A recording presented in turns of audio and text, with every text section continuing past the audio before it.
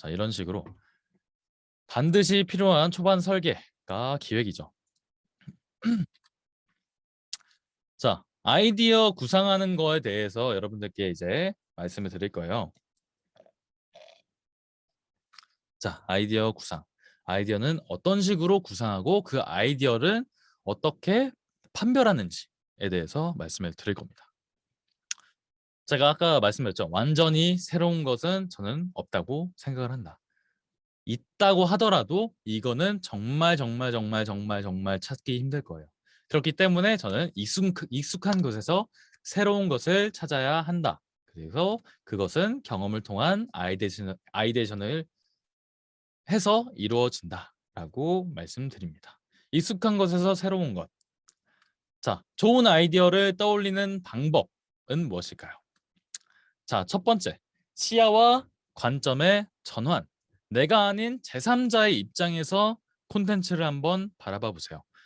이거는 사실 편집에서도 통용되는 말인데 시야와 관점의 전환. 그러니까 내 콘텐츠를 일단 작성을 하고 이 콘텐츠에 대해서 시청자의 입장으로 한번 바라보면서 그냥 시청자의 입장으로 바라보는 게 아니라 시청자의 연령대를 따라서 한번 바라봐 보세요. 10대 시청자가 이 영상, 이 콘텐츠를 봤을 때 어떤 마음을 가질까? 어떤 생각을 가질까? 20대는 어떨까? 30대는 어떨까? 남자는 어떨까? 여자는 어떨까? 이런 식으로 관점을 변화를 해보시면 좀 더 다르게 내 콘텐츠에 다가갈 수 있습니다. 장단점이 조금 더 뚜렷하게 보이는 거죠.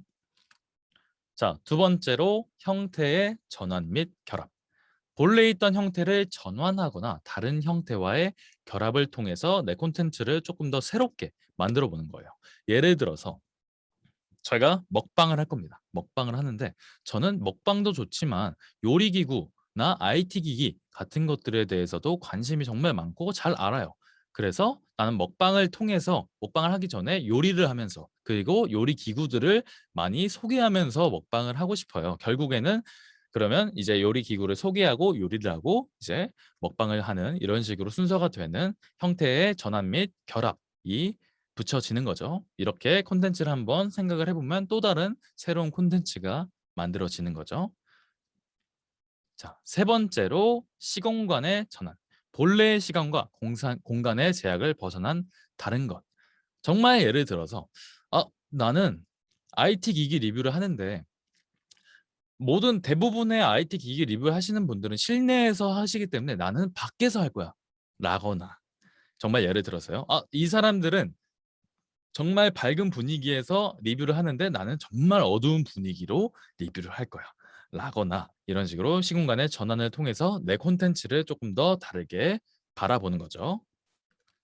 자, 네 번째, 의미의 전환. 가지고 있던 목적과 조금 더 다른 의미로 다가간다. 이건 무슨 뜻이냐면 같은 먹방을 하더라도 예를 들어 내가 먹방을 하는 이유는 어 나는 뭐 예를 들어서 베지테리언 그러니까 채식주의자인데 이 채식주의를 통해서 사람들한테 어떤 식의 채식의 장점이 있고 단점이 있는지를 많이 알려주고 싶어요.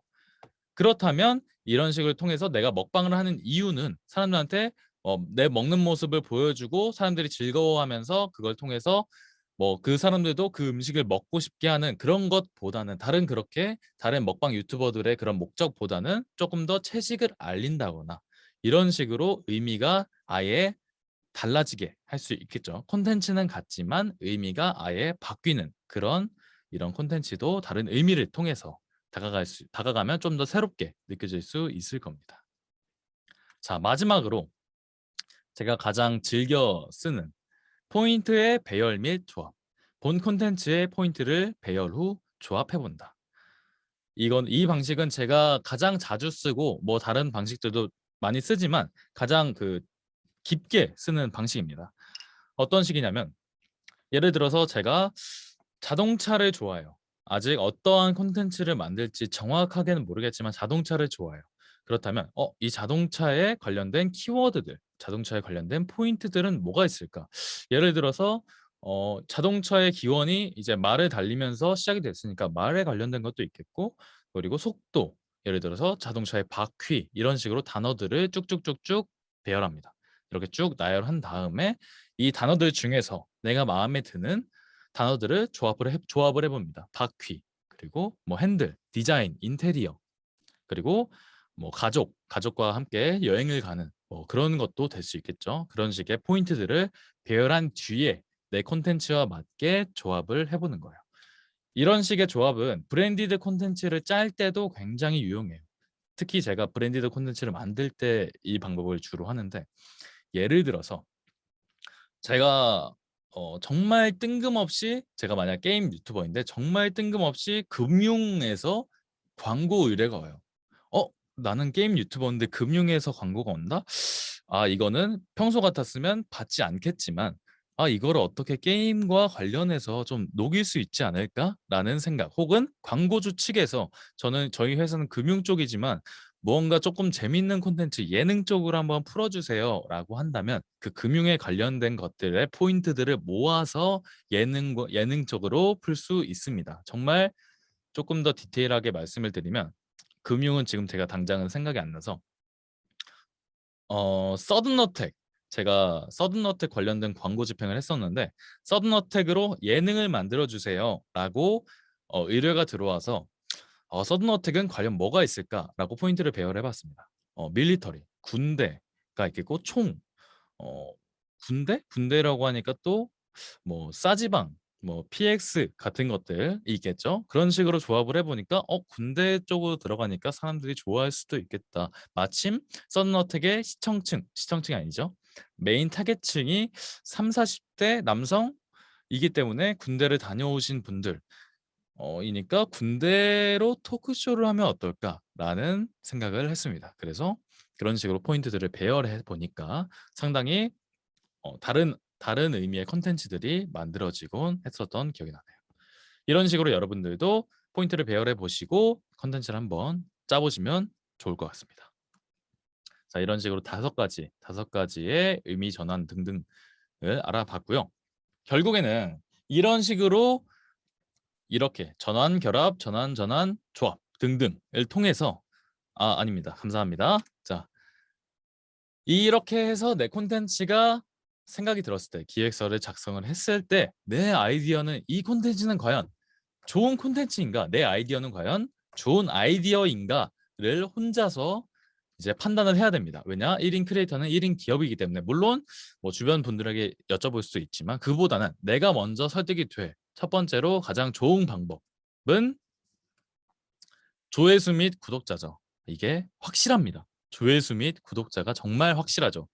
이 콘텐츠가 정말 잘된 콘텐츠라면 조회수 및 구독자에서 이미 판별이 납니다. 근데 그러나 조회수 및 구독자를 얻기 위해서 얼마나 많은 시간과 노력이 필요해요. 그래서 이 방법은 굉장히 비효율적이다라는 말씀을 좀 드리고 싶어요. 조회수 및 구독자를 통해서 내 콘텐츠가 좋은 콘텐츠인지 아닌지를 판별할 수 있지만, 그게 정말 확실하지만 너무 시간이 오래 걸립니다. 그렇기 때문에 이 세 가지의 질문을 여러분들께 드리고 싶어요. 과연 그 콘텐츠는, 여러분들의 콘텐츠는 트렌드에 뒤처지지 않는가? 그리고 의미가 있는가? 왜 내가 이 콘텐츠를 만들어야 하는가? 라는 이 세 가지의 질문에 여러분들이 답변이 가능한가를 여쭤보고 싶어요. 자, 첫 번째로 트렌드에 뒤처지지 않는가라는 말은, 이 콘텐츠가 과연 지속성이 얼마나 될까를 여쭤보는 거예요. 이 콘텐츠는 얼마나 갈까? 모든 콘텐츠들이 영원히 가는 콘텐츠는 없죠. 그렇기 때문에 최대한 오래 가면서 좋은, 재미있는 콘텐츠를 만드는 게 우리 영상 제작자들의 숙명이 아닐까 생각이 듭니다. 그래서 트렌드에 뒤처지지 않는가를 일단 여쭤보고 싶고요. 두 번째로, 의미가 있는가? 의미가 있는가는 조금 의아하실 수도 있어요. 의미? 어떤 의미를 말하는 거지? 라고 생각을 하실 수 있는데, 이 의미가 어떤 거냐? 사실 3번과 연관된 거예요. 3번과 연관된. 아까 제가 말씀드렸던 것처럼 스토리텔링이 굉장히 중요합니다. 이 콘텐츠를 만들 때, 이 콘텐츠 자체를 만드는 것뿐만 아니라 이 크리에이터, 인플루언서들한테는 이 의미가 있는가, 스토리가 있는가가 굉장히 중요합니다. 예를 들어서 아까 말씀드렸던 엄청 많이 드시는 대형 먹방 크리에이터 분들은 당연히 남들한테 설득이 되죠. 이 사람은 무조건 먹방을 해야 한다라고 설득이 되죠. 그런 것처럼 이 사람이 왜 이 콘텐츠를 하는지에 관련된 의미가 조금 더 전달이 돼야 됩니다. 예를 들어서 제가 만났던 분 중 한 분이 어머니가 그 블로그에서 맛집이 아니라 집밥을 만드는 그런 포스팅을 하곤 하셨어요. 글을 통해서 딸이신데 그분이 딸이신 분이 이 어머니가 쓰신 블로그의 글들이 너무 아까우니까 내가 이걸 통해서 영상으로 한번 만들어서 사람들한테 전달을 해보고 싶다라는 그런 스토리텔링으로 사람들한테 다가갔더니 사람들이 훨씬 더 좋아해주고 이 콘텐츠 자체를 좋아해주는 게 아니라 물론 그 자체도 좋아해 주지만 그뿐만 아니라 인플루언서 그 크리에이터 분 자체도 굉장히 좋아하게 된다라는 그런 사례가 있었습니다. 그런 식으로 내가 왜 이 콘텐츠를 만들어야 하는가 가장 마지막 질문이 가장 중요하죠. 마지막 질문이 가장 중요합니다. 그렇기 때문에 이 세 가지에 관련된 질문이 가능하면 이건 좋은 아이디어다라고 좋은 아이디어에 가까워진다라고 저는 말씀드리고 싶어요.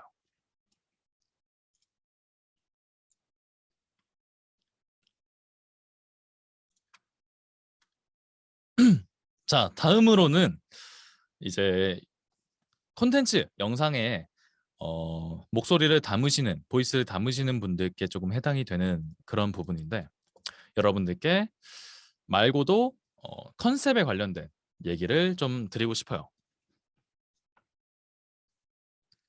자, 여러분들 컨셉트는 왜 필요할까요? 컨셉트는 내 콘텐츠에 내가 새로운 옷을 입는 것이라고 생각을 합니다. 이 컨셉을 통해서 사람들한테 나를 조금 더 매력적으로 어필하고 사람들한테 어, 내 콘텐츠를 볼 때 조금 더 흡입력 있게 다가갈 수 있는 그런 역할을 한다고 생각을 해요. 그래서 컨셉은 정말 꼭 필요한 절차라고 생각이 되는데 이 유튜브에서 컨셉트를 잡는 건 정말 어, 다른 플랫폼에 비해서 정말 쉽습니다. 예를 들어서 제가 생방송을 진행을 하는데 거기서 컨셉트를 잡는 것과 유튜브에서 컨셉트를 잡는 건 정말 다르죠. 유튜브는 내가 원하는 부분을 원하는 만큼 쓸 수 있기 때문에 자르고 쓸 수 있기 때문에 컨셉트를 잡는데 용이합니다. 그래서 그걸 통해서 제가 조금 더 어, 정보 전달을 할 때 맛있게 말하는 방법에 대해서 간단하게 기초적으로 좀 말씀을 드리려고 해요. 이게 왜 필요하냐? 리듬감을 조금 살리고 말하는데 높낮이를 주면서 말을 하는 건데 이를 통해서 시청자들의 영상 시청 몰입감을 상승시키는 거예요. 요즘 보면은 소리만 틀어놓고 라디오처럼 보시는 분들도 굉장히 많습니다. 그렇기 때문에 그냥 이렇게 틀어놓고 가만히 있으시는 분들도 있고 혹은 이렇게 틀어놓고 보시는 분들을 통해서 BGM이나 효과음을 주면서 이렇게 포인트를 주는데 그보다도 이제 보이스를 통해서 주는 게 훨씬 더 사람들한테 보여주기 좋기 때문에 여러분들께 간단하게 조금 시범을 보여볼게요. 제가 이제 녹음할 때 쓰는 방식인데 이게 정답은 절대 아니고 여러분들의 맞는 콘텐츠에 따라서 이거와 좀 다르지만 그래도 어느 정도의 음유를 가지고 말씀을 하시면 좋겠다는 그런 상태에서 말씀드립니다. 자, 이 문장을 읽어보면 안녕하세요. 그냥 읽어볼게요. 안녕하세요. 크리에이터 지수입니다. 오늘 할 콘텐츠는 옛날 컴퓨터 리뷰인데요. 이 CRT 모니터는 1990년대 PC방에서 알려지기 시작하면서 대중적으로 널리 쓰인 모니터입니다. 이 모니터를 한번 알아보죠. 자, 이런 식으로 처음 녹음하시는 분들은 되게 국어책 읽기라고 하죠. 국어책 읽기. 이런 식으로 많이 읽으십니다. 정말로. 그렇기 때문에 제가 한번 포인트를 주면서 음유를 가지고 다시 한번 읽어볼게요. 자, 안녕하세요. 크리에이터 지수입니다. 오늘 할 콘텐츠는 옛날 컴퓨터 리뷰인데요. 이 CRT 모니터는 1990년대 PC방에서 알려지기 시작하면서 대중적으로 널리 쓰인 모니터입니다. 이 모니터를 한번 알아보죠. 자, 이런 식으로 각 문장에 단어들을 주면서 읽는 건데 어떤 것이냐? 내가 누구인지 그리고 내가 원하는 것이 무엇인지 내가 어떤 정보를 전달하고 싶은 것인지 정확하게 인지하고 말을 해야 합니다. 이런 식으로 읽는 것 자체도 크리에이터 딕션을 이런 식으로 주는 것 자체도 컨셉이죠. 컨셉을 주고 새로운 옷을 입음을 통해서 사람들한테 좀 더 매력적으로 보이게 하는 겁니다. 정말 처음에는 녹음하는 게 굉장히 어색하고 어렵지만 많이 연습하시면 좀 더 익숙해지실 겁니다. 저도 아직 많이 부족하지만 연습을 꾸준히 하고 있습니다. 자, 이제 시간 관계상 조금 빠르게 진행을 할게요. 마지막으로 유튜브 편집에 대해서 좀 말씀을 드리고 싶은데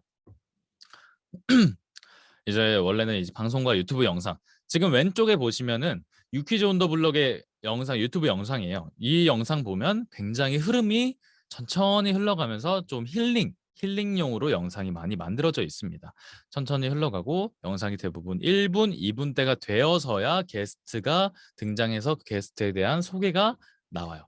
그 반대로 오른쪽에 있는 영상은 이제 크리에이터 분의 영상인데 여기선 굉장히 속도감이 빠르고 굉장히 조금 콘텐츠 속에 콘텐츠가 여러 개가 들어가면서 사람들한테 정말 눈코 뜰 새 없이 빠르게 지나가는 그런 콘텐츠입니다. 이 외에도 방송들도 빠르게 편집이 돼서 유튜브에 올라오곤 하는데 이 둘의 차이점을 통해서 유튜브라는 플랫폼에 대해서 방송사들도 맞춰가지고 이렇게 올리고 있구나. 결국에는 플랫폼에 따라서 영상들, 콘텐츠들이 달리되고 있구나라고 생각을 할 수 있어요. 자, 그렇다면 저희들도 크리에이터분들은 영상을 올릴 때 빠른 호흡, 그리고 자기적인 연출, 콘텐츠 속에 콘텐츠가 이렇게 빡빡빡빡 들어가는 그런 연출을 해야 되는가? 그리고 널리 쓰이는 BGM과 효과음들을 넣으면서 해야 하는가를 말씀드리고 그렇게 해야 되는가를 좀 말씀드리고 싶은데 저는 당연히 아니라고 말씀을 드리면서 편집도 조금 기획이다라고 말씀을 드리고 싶어요. 제가 많은 편집자분들을 조금 운용을 할 때 편집을 하실 때 대부분 영상을 촬영을 한 순서대로 이렇게 쭉 컷 편집을 해서 나열을 하곤 합니다. 근데 그것보다는 조금 더 기획이 들어간 측면에서 편집이 들어가야 해요. 예를 들어서 많은 분들이 그렇게 생각하세요. 아, 편집은 정말 속된 말로 조금 그 노가다다. 속된 말로 네. 그런 식으로 많이 그냥 시간만 들이면 할 수 있는 그런 것이다라고 생각을 하는데 절대 아니라고 생각이 들어요. 말씀을 드리고 싶어요. 편집은 정말 기획이 많이 들어가는 것 중에 하나입니다. 그렇기 때문에 내가 편집을 할 때 계속 생각을 하면서 편집을 해야 돼요.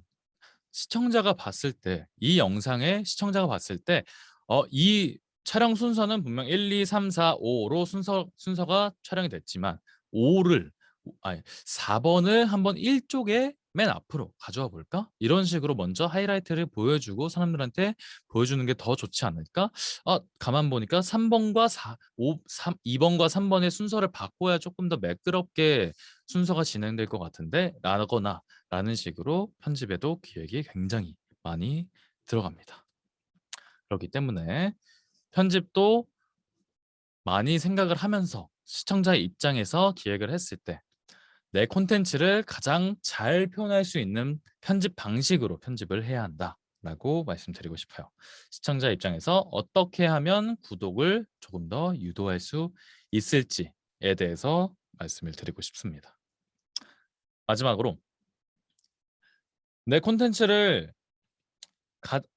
시청자 입장에서 어떻게 하면 구독을 유도할 수 있을지를 지금 말씀드리는데 혹시 정보성 콘텐츠를 많이 하시는 분들의 가장 큰 고민거리가 조회수는 정말 많이 나오고 수익도 많이 잡히지만 아쉬운 게 구독자가 많이 늘지 않는다. 구독자가 다른 유튜버분들의 조회수에 비해서 많이 늘지 않는다를 가장 큰 고민이다라고 많이 들었어요.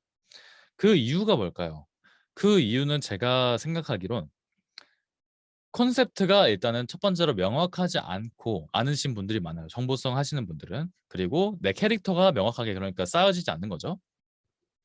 그 상태이고 이 정보를 말할 때 정보를 콘텐츠에 담을 때 조금 더 매력적으로 담는 방법을 좀 더 알아야 한다고 말씀드리고 싶습니다. 사람들은 그래요.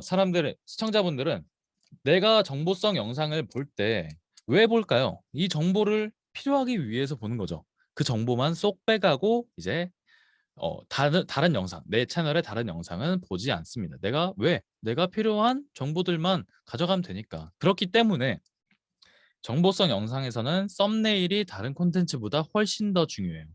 그래서 내 사람들이 봤을 때 정말 좋은 사례가 유튜버 분들 중에서 진용직 님이나 뭐 3102님 등등 계신데 썸네일만 봐도 내가 평소에 궁금하지 않았던 그런 건데 썸네일만 봐도 갑자기 궁금해지는데? 라거나 그런 식을 통해서 내 사람들의 그런 클릭을 유도한 다음에 거기에 내 영상에 내 캐릭터를 담아야 사람들이 이 사람의 매력을 느끼고 조금 더 다른 영상을 볼 수 있겠죠. 내 채널에. 그렇게 구독을 유도하는 식으로 콘텐츠의 방식을 짜야 합니다.